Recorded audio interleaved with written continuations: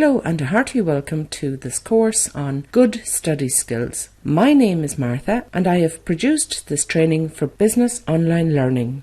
The first question you have to ask yourself when you start to study is, why bother learn at all? In my humble opinion, learning can bring you a whole load of new things. From my experience, learning can help you to make better decisions as you go along in life. It can help you to understand the world around you far better. And because you know more and you understand more, you end up experiencing more. And all the while, your self-esteem and your self-confidence will grow because you know more. You see, learning is a continuous process. It'll be there all your life. And when you learn, you're making a better you. So, to maximize your chances of learning successfully, you need to understand what's the best approach just for you. In this course, we'll help you by helping you to prepare knowing your learning style or your preferred learning style. We help you to look at your place of study. We will give you several good memory skills or techniques, as well as learning methods. And we will also look at the topic of time management, managing your time around your study. So let us go to your learning style. What type of a learner are you?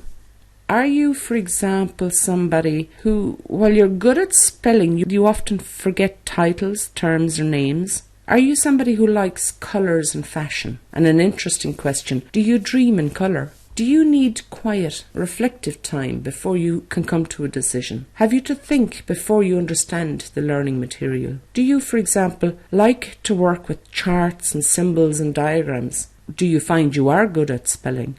If so, these are the characteristics of the visual learning style. See, people with a visual learning style are those who learn best by seeing things. They see things happening. They like to see a picture.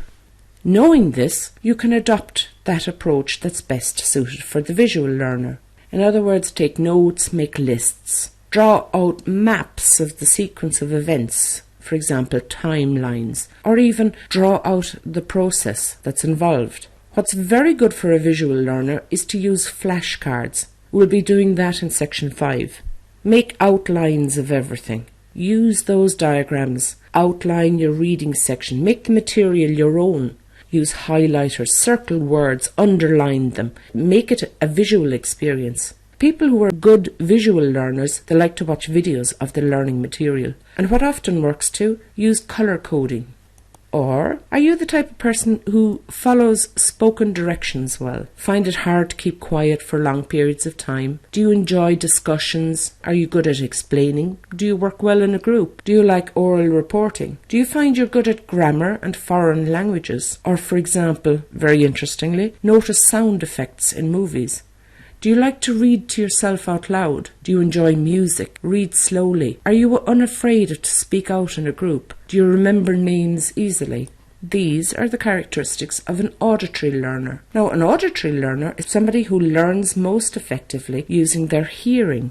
If you are an auditory learner, then you will learn best by repeating the material out loud with your eyes closed. You will find great advantage in using MP3 or MP4 files or listening to podcasts, watching videos. If you record the training that you're at, or if you take part in group discussions where you can hear other people's interpretation of the material, you can actually record now with your smartphone your notes after writing them and listen to your notes. Using word associations to remember facts and lines. We will be going into word associations in one of the later modules.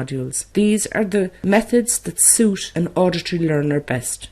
Or are you the type that's fidgety during training? You may not have great handwriting. Do you prefer laboratory work? Do you like being outside? Are you good at sports? Do you like martial arts, dancing? Do you find you have to take breaks when you're studying? Do you like adventure books, movies? Do you like to get your hands on and build models? Are you not really the best at spelling? And perhaps it's difficult for you to sit for a long time. Do you need activity? Or are you the type of person who likes to feel the surface of things or making things move and change? These are the characteristics of the kinesthetic learning style. These are the people who learn by using their senses of touch and feel. The kinesthetic learner will learn through experiencing and doing things.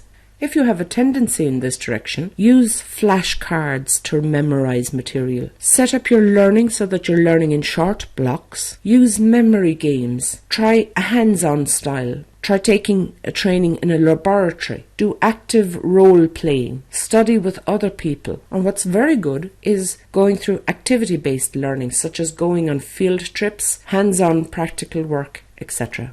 So, what's your preferred learning style? Are you the type of person who has to see it to believe it? Or do you have to get hands-on, the kinesthetic learner? I have to see it to believe it. This is the visual learner.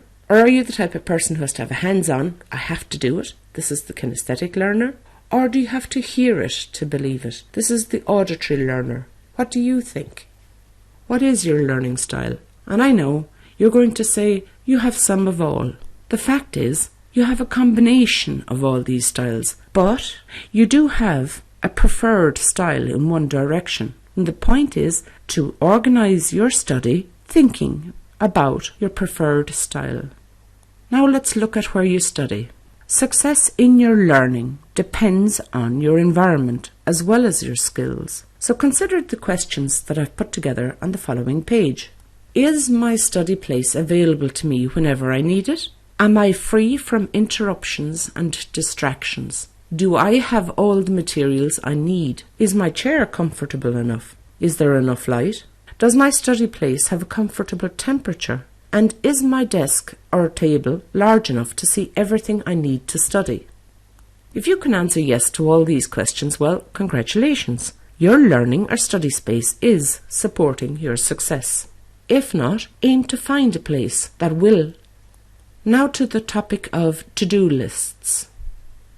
Did you know that by committing your goals to paper, you will increase the likelihood of reaching them by 1000%? And why? Because you have your goals clear in your head.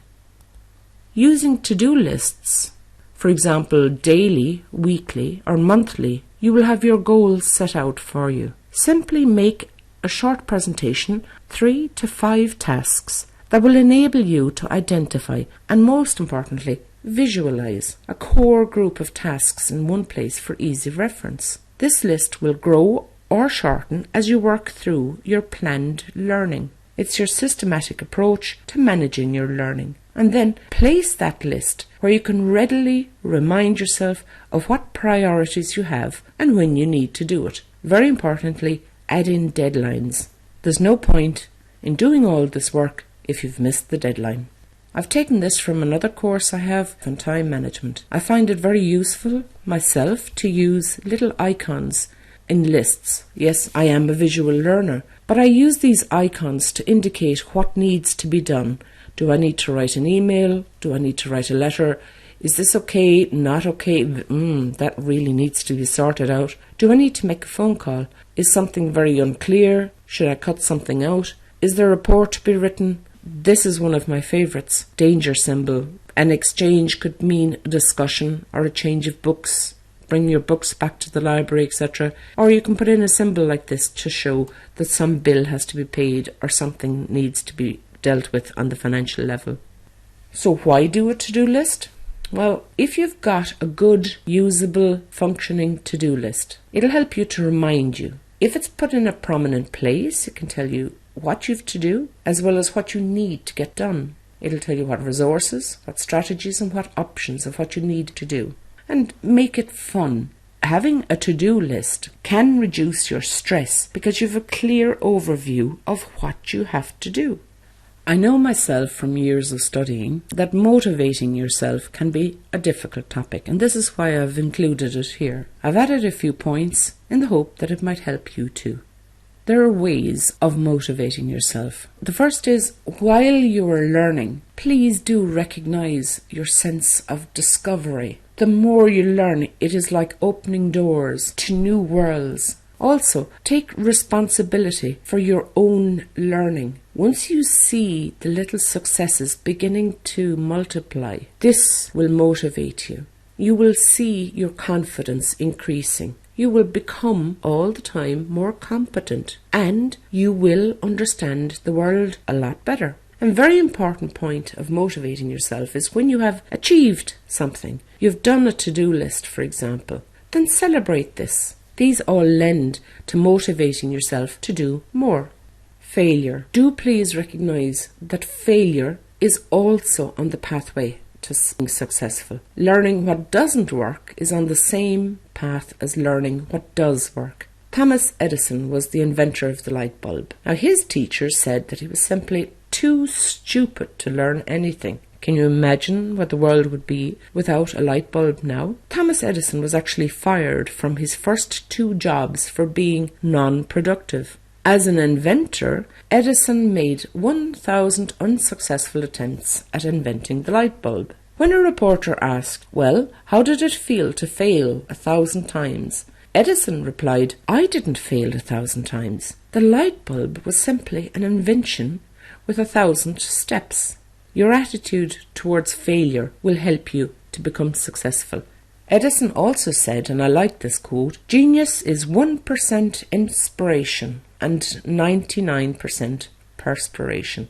So just a little recap. My advice is to recognise the way you learn best with your preferred learning style. Then make sure your place of study is supporting you. Use to-do lists and plans. And remember, motivation will increase after your performance. So start studying and you will become more motivated. I hope you like this training.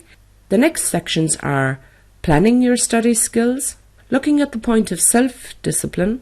We'll go into simple study skills and techniques, memory skills, basic skills in studying a language, then how to study books, doing comprehension study skills.